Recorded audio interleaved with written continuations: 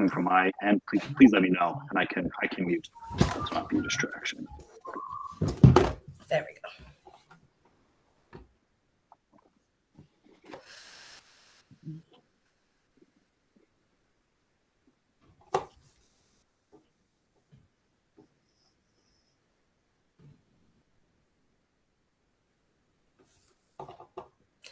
Good morning, everybody. Welcome to our second session of the day. I'm pretty sure that we're live. My name is Nikki Ross, and I am the director of Table to Table, a food rescue in Iowa City, and I'll be moderating our panel today about maximizing farm partnerships. I was really excited to be asked to do this and to see our panelists because we have a farmer and we have somebody we have a farmer, Jenny, and we have Josh, who has run an Ugly CSA nonprofit program, and Cathy Snyder from Rolling Harvest, who actually does gleaning. So we're going to get a whole breadth of experience today.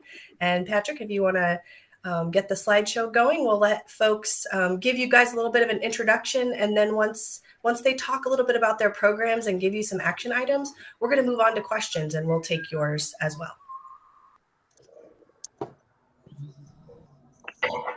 Great.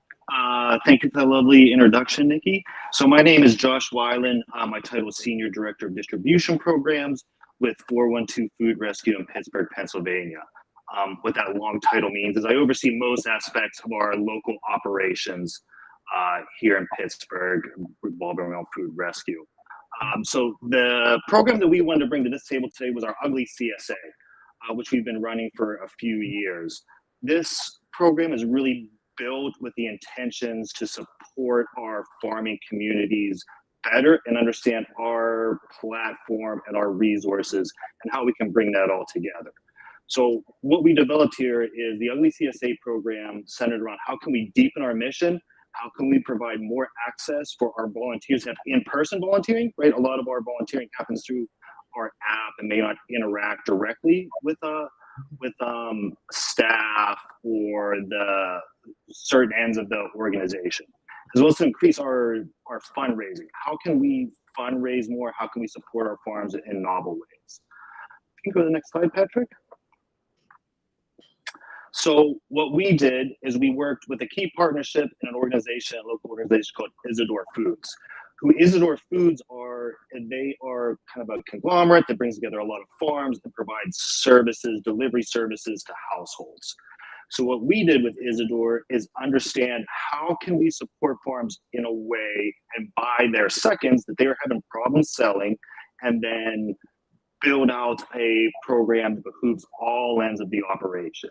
So Isidore was the blanket that brought all of a number of local farms together. We then bought up their seconds, and then we sold those seconds in an Ugly CSA. So thinking food that doesn't meet beauty standards, but it's still perfectly viable, healthy, wonderful food. We then sold those shares locally over 12 weeks. The cost of those shares was about $180 spread across those weeks. And we paid Isidore, we paid the local farms, as well as bringing in a little bit of funds into our staff, into our, some unrestricted funds into our operations. Isidore was really helpful in that they handled a lot of the logistics, right? They sourced the food, they brought the farms together, and then we worked in a local warehouse to then repackage those and turn those into individual CSA shares, and have them dispersed through 7 sites throughout the city. Can you go to the next slide? One big thing that we really tried to do with this is increase the engagement with our organization. So typically individuals would complete a food rescue with 412, but this allowed us for group volunteering. So we could have 10 plus members, which then opened up access to corporate volunteer, right? We can now court corporate groups and ask them as a part of their initiative if they would be able to provide some funds towards the Ugly CSA that we could then apply to our operations. So this was really a front-facing type of effort that we didn't have previously that can open up a lot of additional pathways that we are looking to explore and understand. It was really quite easy for us to fill these. We're in an urban setting, so we had a lot of wonderful corporate groups that had a lot of wonderful initiatives that could come in and volunteer their time and their efforts toward making this happen. And we were able to begin accessing some of those funds and having those corporate groups not only donate their time, but donate some of their dollars to our initiatives. We can go to the next slide.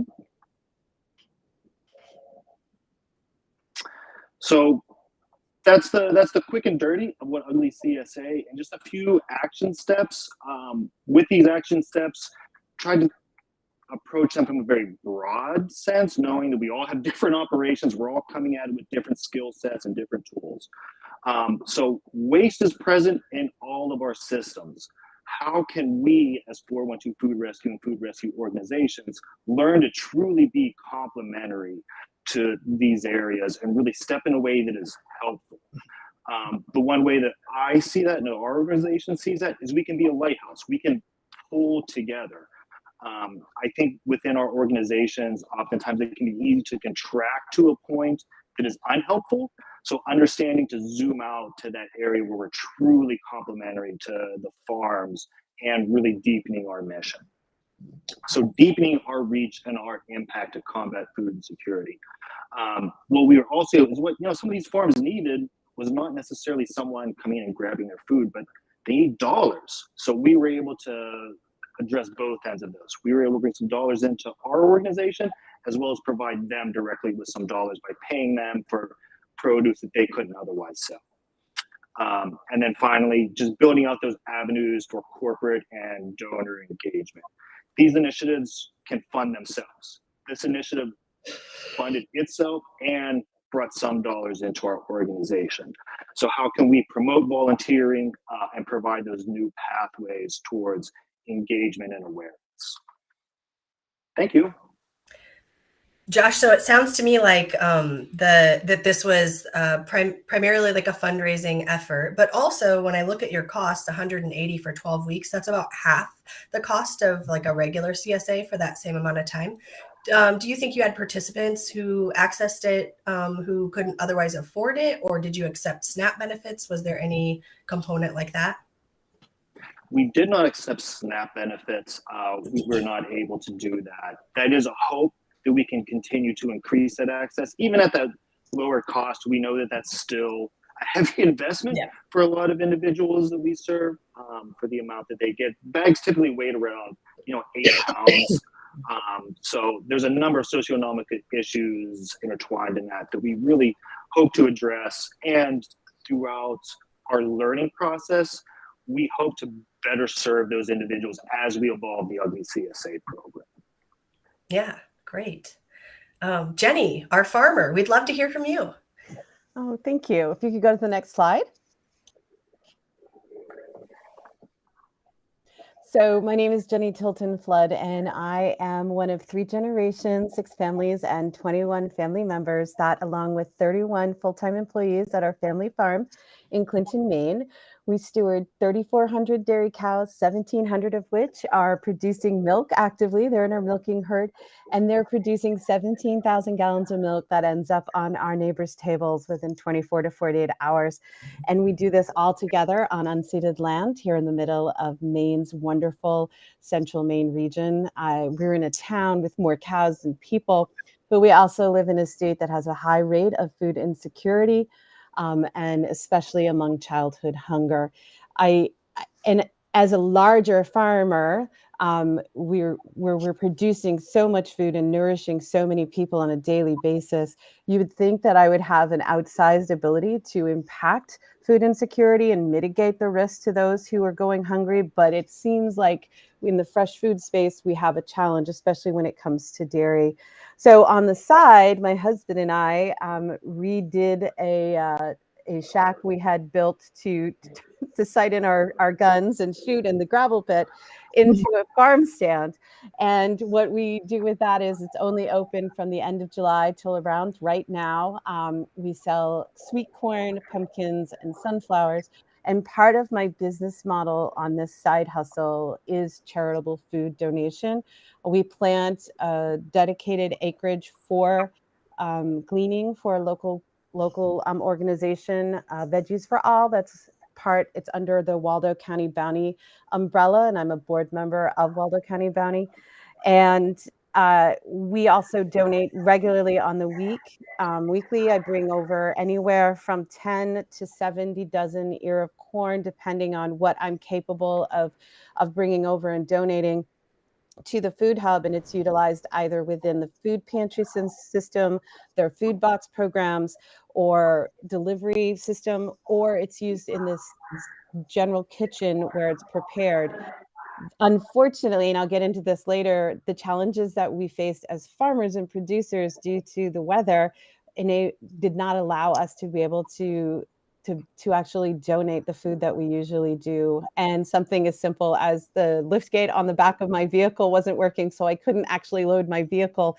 I wasn't able to actually find solutions, but I should have reached out to my gleaners to let them find those solutions, and I'll talk about that later. If you want to go ahead to the next slide.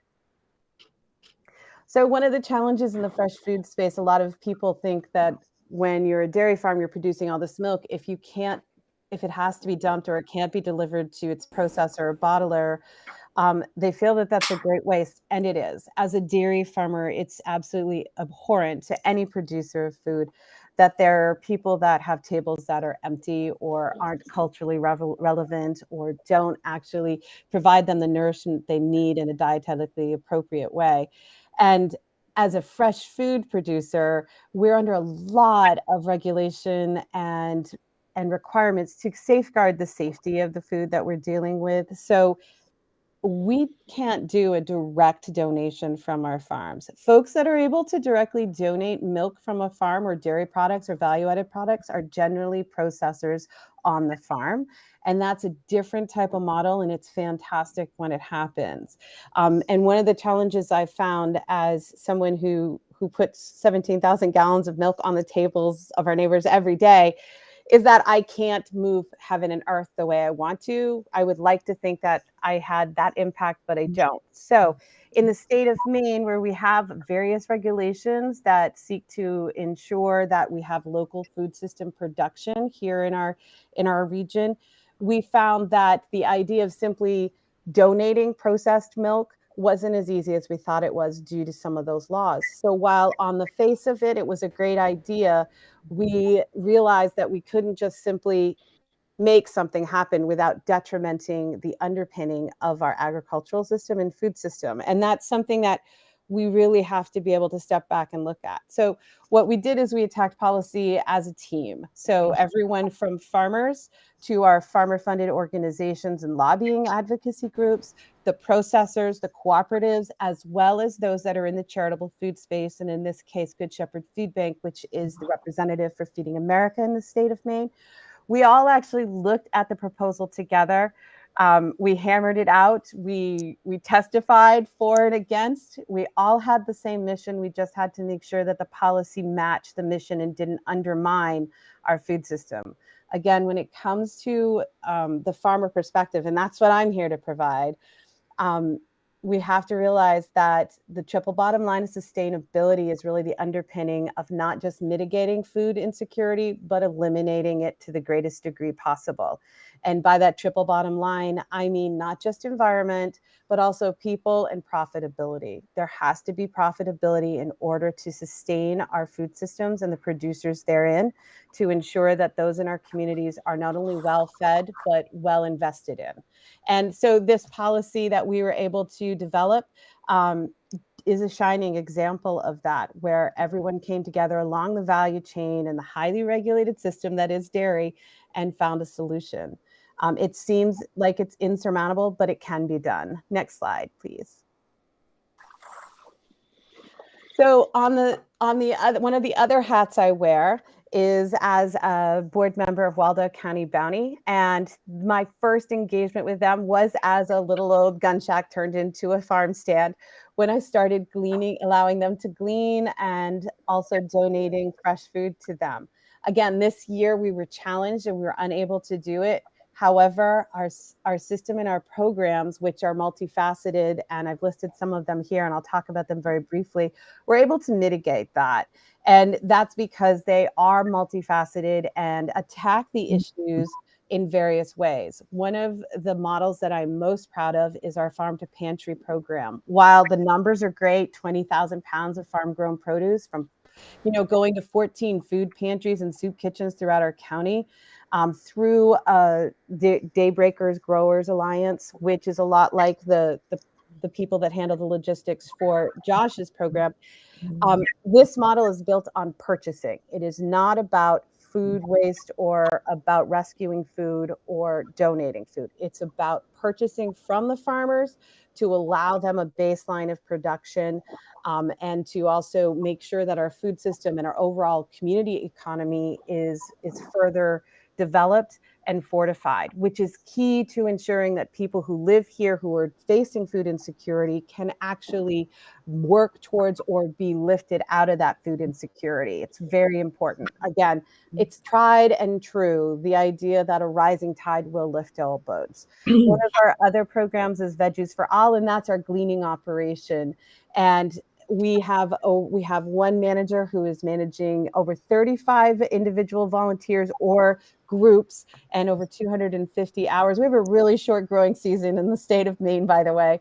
And that, again, is a wonderful program. And that's that donation space and that gleaning space that is so crucial. Our give and take tables is a community effort, and we have these tables, and it's become like an all-encompassing thing. We have lumber companies that are involved in donating lumber and plans, and so people can build these share sheds so that people can bring produce and then take produce and they mark it down. And we have amazing testimonies from people who now feel not only that they are contributing to their communities, but they feel like they're able to give and to take. And that's so empowering for people.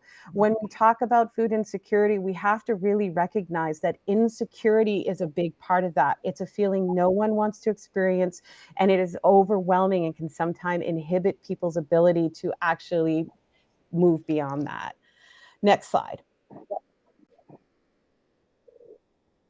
Thank you. So at the farm level, we can be challenged, and there can be so many hurdles that can't be seen from an organizational level. When I put on different hats, when I'm moving between positions, I realize now that I actually have blinders on sometimes because I am laser focused on the job at hand, and I can't necessarily see everything. Even though I am a farmer wearing that hat, I may not see the farm level issues.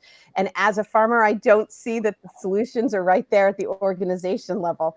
And so if I had just asked my organization to find a way to circumvent my issues, they would have found the solution, because as Josh and then Cathy will talk about, their job, what they do really well is find solutions and make things happen. And that's really what we have to think about. But sometimes it can be challenging if you're in that organizational space to not understand the logistical challenges and the illogical challenges that many farmers face. So spending a little bit of time getting your feet and boots on the ground there and just sort of looking at it that way, not from an organizational perspective, but from a farmer perspective, can really help you see the field, the proverbial field and literal field, and also figure out the solutions that your knowledge and expertise can apply. And also find new chains of thought, new chains of delivery, and obtaining these fresh foods. And never underestimate the power of a value chain working together. So often people may look at a fresh food farm like a dairy and think that there's nothing that can be done because they're prohibited by law or covenant from actually directly providing their products that they produce there. But if you look at their value chain, you can see the value there. The policy that we were able to hammer out in Maine worked really well, and it provides a guidance for us and a model of cooperation. It's not just the farmer, it's also the regulatory authorities, but the cooperatives that they may be owners of, the processing plant that they depend upon, retailers, as well as those in the charitable food space. Policy can be changed, but it cannot be changed usually by one party or one part of the chain. And we really need to work all together. And size does matter, and not just the way you think. Scaling up and scaling down have challenges for everybody. And I think that it's so important to make sure that the challenges facing a larger farm may not be the same challenges facing a smaller farm and vice versa. So it's really helpful to look at them not as a ceiling or a basement level you have to work with, but how can you expand or how can you adapt, and how can the larger farm be an assistance to a smaller farm? A lot of times when it comes to efficiency, multiple smaller farms can seem like a problem. But on the other hand, the dependency and the ability to underwrite that support and to go to them can often be what is very crucial to the whole system. I'm looking forward to questions later, and I hope I didn't talk too long, and I'm anxious to hear what Cathy has to say. So thank you. You're great, Jenny. Jenny, I loved you described, you said illogical challenges, and I just love that. And I think, all of us having worked in, most folks here, I assume, are in the food recovery space. They're not farmers like you. But there is a lot about the food system that seems just really illogical to us and insurmountable. And so what you described in terms of getting that policy change, like it wasn't just, everybody in the value chain from the food perspective, but also folks like us who stood up and said, this is really important to us and we want to make this happen. So I just love that. I'd love to hear more later about like what we all should know or could do to engage our farmers in the discussion to find out what will help make it happen. Because I think it's sometimes that feels alien to us, or we feel nervous about, asking farmers for too much or trying to figure out why we're getting no's and that kind of thing. So, Cathy, do you want to tell us all about your program? I don't even know where to start, except let me first acknowledge the awesomeness of my fellow panelists here. Thank you so much for all the work you're doing. You're really changing the whole face of what kind of food gets in the charitable food supply chain. So on behalf of that, it's great. Hi guys, my name's Cathy Snyder. I'm the founder and executive director of Rolling Harvest Food Rescue here in New Jersey and Pennsylvania. Not too far from Pittsburgh, but been keeping an eye on the work that the 411 group has been doing. So my story is really pretty organic and grassroots, not to make a pun on words, but I was volunteering at a local food pantry right here in the New Hope area. It's a destination for weddings. It's gorgeous rolling countryside. People come from all over the country, beautiful river towns, $5 lattes. But I found myself volunteering at a food pantry and was trying to understand, excuse me for language, why we were giving away crap when people coming to us were the most vulnerable, the bravest people I've ever seen, saying, I'm really struggling feeding my family. I can't exist on a ramen noodle diet. The food I'm eating is harming me because it's the cheapest, most available food. So I had my aha moment just on a very personal level when I left my shift at the food pantry, where maybe the vegetables and the fruits at that time were coming from a supermarket, which is great, but often they'd be bruised bananas or tomatoes in styrofoam. There's nothing wrong with that, but my personal experience had me go literally from my shift at the food pantry to a farmer's market a half a mile away. And I saw the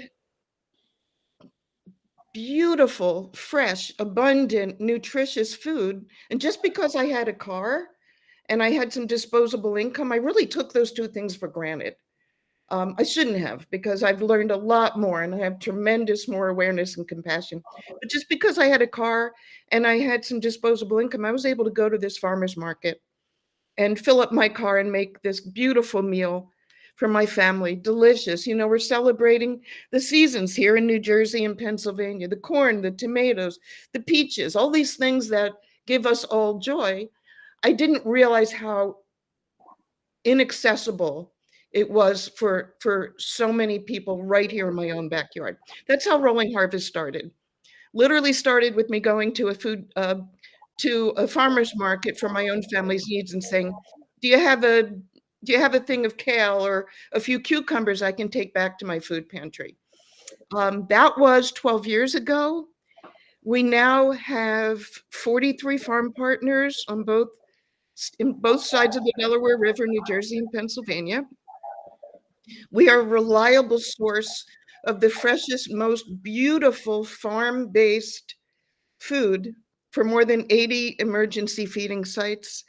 And it's been an extraordinary journey. I'm really looking forward to sharing a lot of what I've learned along the way. And this is specifically when you are doing farm-based gleaning, where there are very few organizations like ours, unfortunately. My goal in participating in talks like this is to encourage people. It can be done. You can reach out to farmers. You can get the 20% of food that most farmers grow just to hedge their bets against whatever might interfere with their ability to satisfy their own customer needs. Farmers are going to have to grow 20% more because they need to account for the vagaries of Mother Nature and pests and floods and heat and labor shortages and produce coming up imperfect. And I encourage anyone out there, it's not for the faint of heart, but doing farm-based gleaning where you're going directly to where the food is being grown and getting it out of the fields. I really encourage a lot of conversation today and people to reach out to me so I can share everything we've learned and especially share the ways we screwed up in the beginning. Thank you. Thank you so much, Cathy. All right. Well, one thing I was going to ask of the audience is, hold on, let me find my question here. Just be thinking about, maybe post in the chat there to the right. For those of you who have programs like gleaning programs or other farm collection programs or are trying to get started, what's something you're challenged by or trying to develop a solution for? Because I have a series of questions here for our panelists, but we want to answer your questions. And like Cathy said, she's really eager to help folks troubleshoot what some of the common issues are for folks getting started. So yeah, go ahead and post those in there. And let me see, what questions should we start with? How about, and we can, and panelists, you don't all have to answer it, but if you have something to say, just go ahead and pipe up. What tips do you have for developing and maintaining good relationships with farmers?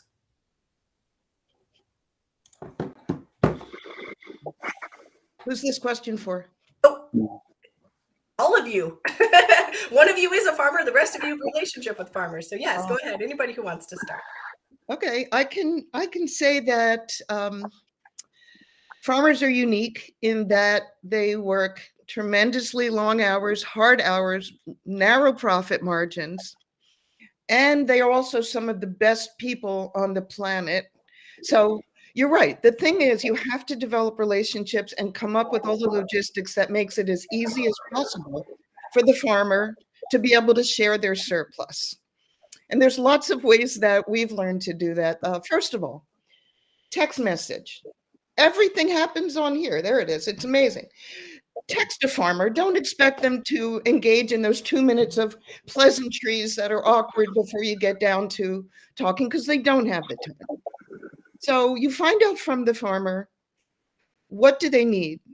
How many people are they comfortable with us bringing to their farm? So for example, Sully's farm calls and says, I have a field of broccoli. It's going to be 98 tomorrow. I don't have time to harvest it, but the broccoli won't survive this heat. I don't want it to go to waste. That's when the crazy gleaners come in and say, we'll bring 12 people in 97-degree heat and we'll get as much as we can. That's really how it works. That's the essence of gleaning. So find out from the farmer, when do they want you to show up? How many people are they comfortable with? Do they want little kids there? Because often you can get volunteers if families are invited. Do they fear liability? What kind of volume are they expecting we can harvest? So we bring the right number of crates, the right trucks, the right vehicles. So the farmer, you don't need to follow up on any of this if you ask all the right questions up front. This is the way I think to show the farmer you really are trying to understand their needs and make that the top priority for any gleaning. And it might mean we're going to promise the farmer we're never going to come as gleaners and stay more than 2 to 3 hours. First of all, we're not built like farmers. So don't think that we're going to come in and disrupt your operation. Spend 5 minutes with us and our dedicated glean coordinator. You accidentally hit mute, Cathy. There we go. Oh my God, what did you miss? Oh, just like 4 words. Keep going.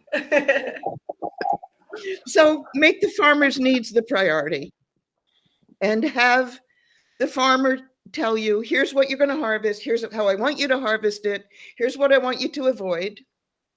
What that means is you have your own organization like Rolling Harvest Food Rescue Gleaning Coordinator. The farmer then goes off for the rest of his day, doesn't have to see us, doesn't have to interact with us. You can tell the farmers, every organization has liability coverage for emergencies and for volunteers if that matters. Those are really good. Those are really good points about the farmers. And I love to have those questions ready. Keep your communications brief through text. We found that same thing here. You don't want to have a long conversation. And then, when you're having those conversations, if you can, and Jenny, I definitely want you to pipe up. I want to hear from you what some of your best relationships with, and I don't know, since you run your own gleaning program, how much other organizations are coming onto your farm, but having those communications in the off season too, right? Can really help you instead of trying to reach them while they're planting. Which sometimes we wait for. But Jenny, if you have anything to add to this, and then I'll move on to the next question. I will say that that's really important. Like everything Cathy has said is really important in determining whether how that farmer prefers to be communicated with, because here in Maine, we have a lot of older farmers and they may not be really good at opening their flip phone and texting, but those that are, you really want to use their mode of communication and being aware of the seasons. I mean, not every farm is on the same schedule, but being aware that possibly planting season is the worst time to talk to a farmer. And our cleaning coordinator does a really great job at Waldo County Bounty of reaching out in that December, that stage where if they're starting their planning process for planting and their seedlings, that's a really great opportunity to connect with them. And it is really important to understand that farmers do work very hard and it is very difficult work, but they do enjoy the fact that they got to choose what they wanted to live. So it is important to understand and respect that, but farmers need to know that they're doing a good job. And they also, I think it's important that they know that they're contributing to something better. Don't be afraid to ask them something. They're used to doing hard work.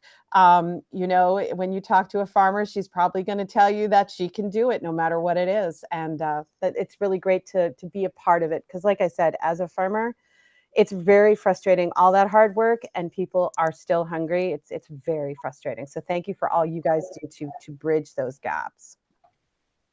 Let's talk farmers for just a few more minutes. I know it's from my perspective, I don't know about the audience, but really understanding those relationships has been key for us in our programming. I want to make sure we have enough time, but then I want to pivot a little bit and talk about gleaning labor and some other things. And if folks have additional questions, please pop those over into the chat. So one of the things that we've come across over the last few years, and one thing we want to be really sensitive to is getting donations from farmers is not the same thing as getting donations from grocery stores from I lost my train of thought, from a margins perspective. And I am just curious, about what you do through your programs that might, because we're often asking for folks to give us things for free, and there might be, and we're going to go glean it, right? And that's fine, but there's still effort there, and that. Josh, you bought the ugly produce, but I think sometimes as food rescues who have a lot of donations and they're easy, right? Not easy, but like grocery stores will just do it. We don't understand how we can help farmers, promote and make sure that or properly compensate them or provide something that also helps mitigate the impacts on the bottom line for the farmer. So if anybody has any ideas about the ways you support the farmer through your program? Are there opportunities for promotion or direct purchase that you make an effort to do as part of your program? I'd like to, I'm really glad you're bringing this up because I'm a broken record about this, that the work farmers do is too valuable. Their labor, their sweat and tears. And I don't think it should be donated for free at the farm level. And I know that might be a bit controversial. And I know that a lot of gleaning organizations may not be in a position to pay farmers.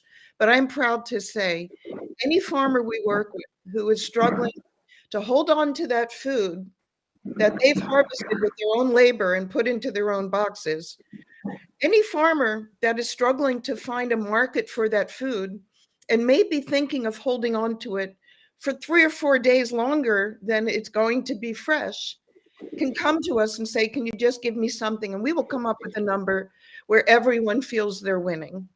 I love that model. I think it is the most respectful, the most sustainable model. It gives the farmers at least enough to cover their labor costs, their material costs. Not every farmer wants it. There are some multi-generational farms, especially the conventional farms, the non-organic farms, seem to be able to have more of a financial security than some of these younger, more idealistic organic farmers. So every chance that we get where the farmer says, can you just help us a little bit? I love that. We're able to do it. We call it Triple P, Produce Purchase Project. And it has just snowballed in the most beautiful way. Funders love it, actually, because why are you going to say, why should this food be left behind? It's unconscionable to leave it behind.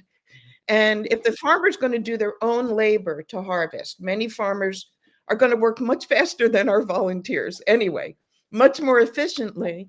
And they might say, well, yeah, you can bring your gleaning teams, but why don't we just do this for you? So I will always offer to pay them for that.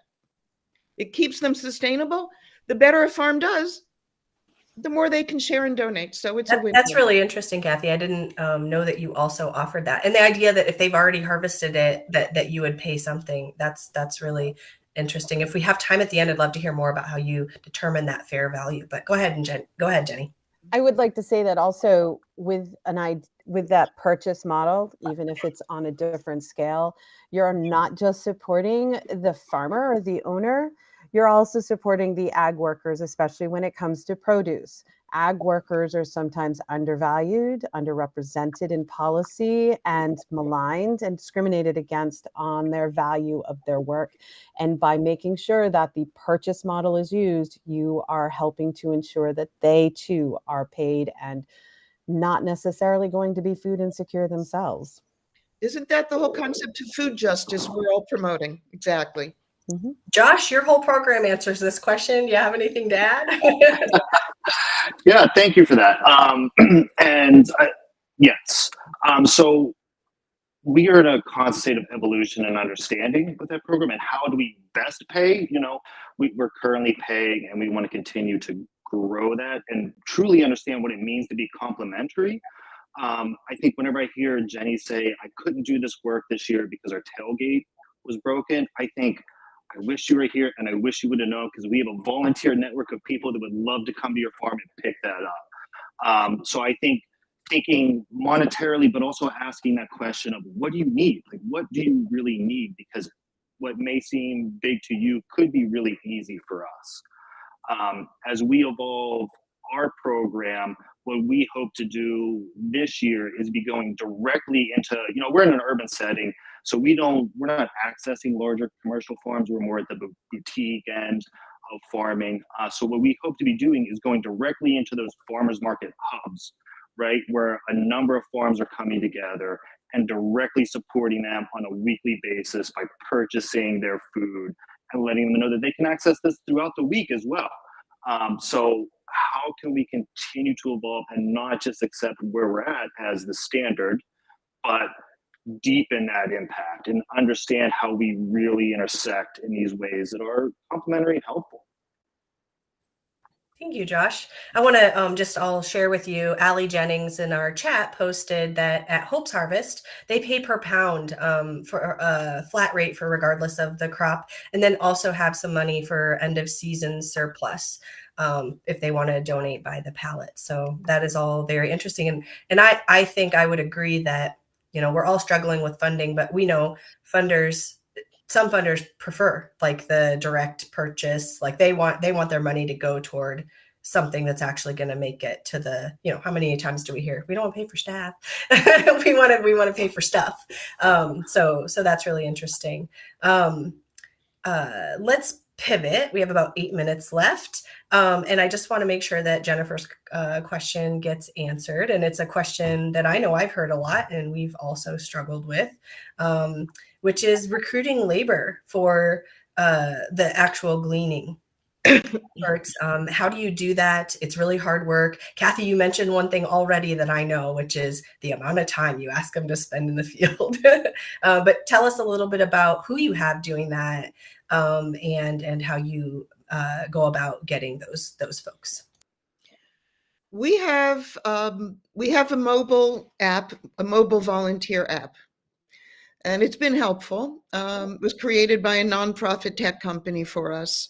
Nothing like the Food Rescue 411, but and we have app envy to be sure. But it's helpful we have 800 people have signed up. So here's the challenge. That sounds really good on paper. But the challenge is the nature of on-farm gleaning is so last minute.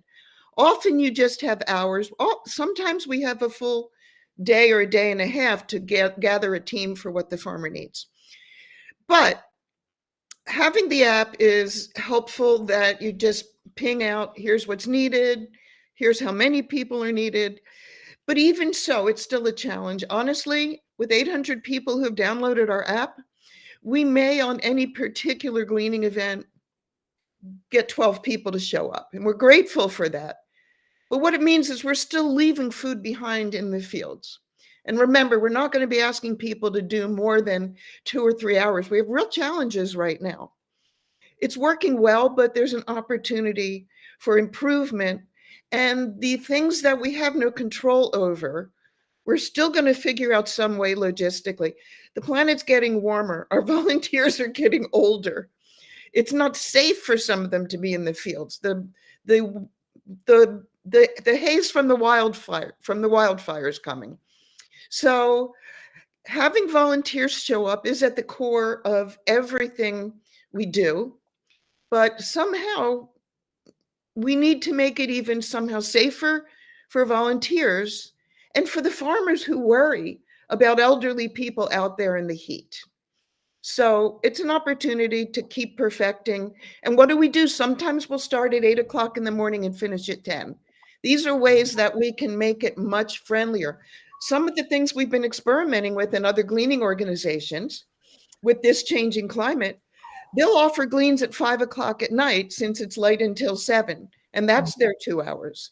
So there's real creative, innovative ways to still do the work we need to do while keeping people safer in changing climate. Yeah. Jenny, you use volunteers, don't you? Yeah, so we're very fortunate for the dedicated volunteers, and we're in a very, very rural state, so it requires a lot of travel. We also have the cooperation of Johnny Selected Seeds and their test gardens. They grow rows for us, and they're employee owned, and their employees volunteer as well. But one of the ways that we found that has been able to target so that unpredictability, which is really hard to mitigate, is also in the summer is to talk to coaches about their teams and see if their teams want to help in the gleaning. It's a great team activity. It also bridges that, farm to table gap that, some people don't get that connection. And there's a farm in Maine that actually came up with a new model. It's not necessarily for the charitable food space, but because ag labor is so difficult to find due to the seasonality here, she actually decided that she would provide a donation to teams that would come for them if they would do a certain amount of work, whether it's weeding or whether it's harvesting.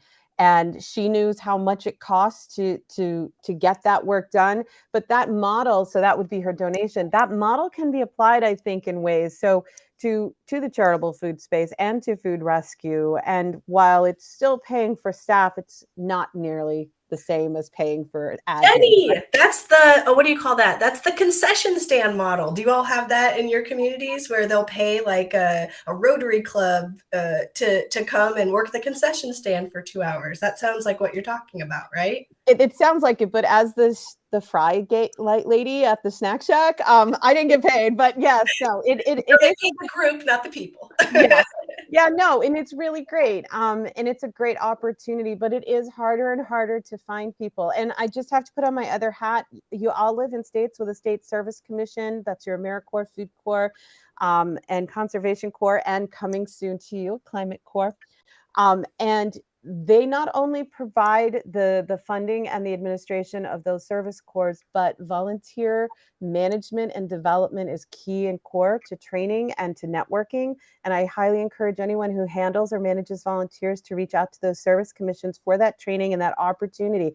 A lot of that lived experience we have and that institutional knowledge that we have kind of goes with that person and doesn't necessarily get embedded in others. So it's important to keep that development up, and those opportunities are there for us to not have to wait to a yearly conference, but to build that network and have that growth year round. I'm so glad you mentioned AmeriCorps programming. Here at Table to Table, our operation, this thing that you all are also doing, would not go without them. And we use Green Iowa AmeriCorps. I love Climate Corps coming. Really look into it and consider that, because it has helped us, especially for those organizations that are doing this as like in addition to other things that they're doing, can be really helpful. Well, we have about 2 minutes left. If there's anything else folks would like to add, go ahead and do so. I think the collaboration is key. If there's no other takeaway from today, there are solutions to what seem like barriers. There are solutions to what seem like untenable logistical challenges, but every one of us here has said, oh, the hell with that. We're going to get it done, and we're going to partner, and we are going to be so much stronger together. And I think there's tremendous possibility for this sector in the future. Thank you, Cathy. One of the things that I thought of as I heard all of you, Josh, no, go ahead. I think you're going to say something. I don't want to cut you off. Thank you, Nikki. To be pithy, I would say, don't say no. Allow someone else to say no. Ask the big questions. Don't be afraid of those no's and say, how can I help you? How can we make this happen? And don't limit yourselves with these efforts. And just from my perspective, as you all have seen today, the folks on our panel have amazingly developed programs that are doing really good things. They're largely longer term, and don't let that scare you away if you're brand new. There is always, when, Josh says, don't say no, I say yes one time, try it out, see what the problems were, and try to go from there. You don't have to glean 7 times a week at a farm. You can do it once and see how it goes and learn from that. So that would be my tip for all of you, is just try it and see where to go from there. Thank you, everybody, for joining us today. Thank you. Thank you. Thank you, everyone.